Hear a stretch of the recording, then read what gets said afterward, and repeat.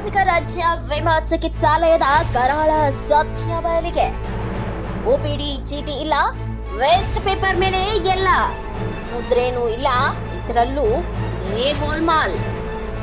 ಸರ್ಕಾರದಿಂದ ಮಿತಿ ಇಲ್ಲದೆ ಔಷಧಿ ಗುಳಿಗೆ ತರಿಸಿಕೊಳ್ಳುವುದು, ಅವುಗಳನ್ನು ಉಪಯೋಗಿಸದೆ ಬೇಕಾಬೇಟಿಯಾಗಿ ಎಸೆಯುವುದು, ಔಷಧಿಗಳನ್ನ ರೋಗಿಗಳಿಗೆ ನೀಡದೆ ಅವಧಿ ಮೀರಿರುವ ತನಕ ಇಟ್ಟು ಬೇಕಾಬಿಟ್ಟಿಯಾಗಿ ಸುಡುವುದು, ತಿಪ್ಪಿಗೆ ಎಸೆಯುವುದು ತೀವ್ರ ವಾಡಿಕೆಯಾಗಿದೆ.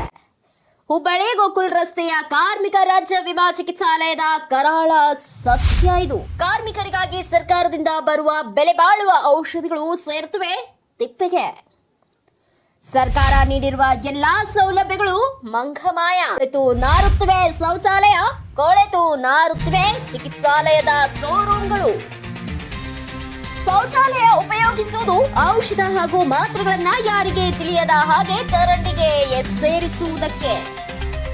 ವಿದ್ಯುತ್ ಬೋರ್ಡ್ಗಳು ಕಾಳಜಿ ಬಿದ್ದಿವೆ. ಸುಸ್ತಾಗಿರೋ ಕಾರ್ಮಿಕನಿಗೆ ತಗುಲಿದ್ರೆ ಯಮಲೋಕ ಗ್ಯಾರಂಟಿ. ಸಾಕ್ಷಿ ಸಮೇತ ಸೈಕಿ ಬಿದ್ದ ಗೋಕುಲ್ ರಸ್ತೆಯ ವಿಮಾ ಕಾರ್ಮಿಕ ಆಸ್ಪತ್ರೆಯ ಅಧಿಕಾರಿ ಸಿಬ್ಬಂದಿಗಳು. ಇವರೇ ನೋಡಿ, ಇವರೆಲ್ಲ ಕೂಡಿಕೊಂಡು ಬಡ ಕಾರ್ಮಿಕರಿಗೆ ಸೇರಬೇಕಿರುವ ಔಷಧಿಗಳನ್ನ ಹೇಗೆ ಹಾಳು ಮಾಡ್ತಾರೆ ನೋಡಿ. ದಲಿತ ಕಲ್ಯಾಣ ಸೇವಾ ಸಮಿತಿ ಸಂಘಟನೆಯಿಂದ ಹೊರಬಂದ ಗೋಕುಲ್ ರಸ್ತೆಯ ಕಾರ್ಮಿಕ ಆಸ್ಪತ್ರೆಯ ಚಲ್ಲಾಟ. ಬಡ ಕಾರ್ಮಿಕರ ಶ್ರಮ ನೀರಿನಲ್ಲಿ ಹೋಮ. ಇವರುಗಳ ಮೇಲೆ ಕ್ರಮ ಯಾವಾಗ?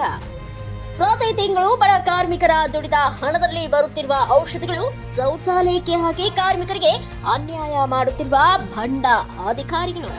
ಹೌದು, ಇಂತಹದೊಂದು ಘಟನೆ ಹುಬ್ಬಳ್ಳಿಯ ಗೋಕುಲ್ ರಸ್ತೆ ಕೈಗಾರಿಕಾ ಪ್ರದೇಶದಲ್ಲಿರುವ ಕಾರ್ಮಿಕರ ರಾಜ್ಯ ವಿಮಾ ಚಿಕಿತ್ಸಾಲಯದಲ್ಲಿ ನಡೆದಿದೆ.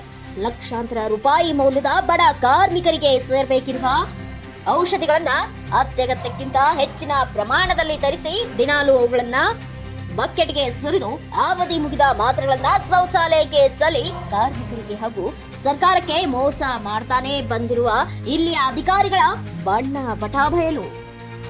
ಇದೆಲ್ಲವೂ ದಲಿತ ಕಲ್ಯಾಣ ಸೇವಾ ಸಮಿತಿ ಸಂಘಟನೆಯವರು ಬೆಳ್ಳಂಬೆಳಗ್ಗೆ ರೆಡ್ ಹ್ಯಾಂಡ್ ಆಗಿ ಸಾಕ್ಷಿ ಸಮೇತ ಹಿಡಿದು ಸಂಬಂಧಪಟ್ಟ ಮೇಲಾಧಿಕಾರಿಗಳ ಗಮನಕ್ಕೆ ತಂದಿದ್ದಾರೆ.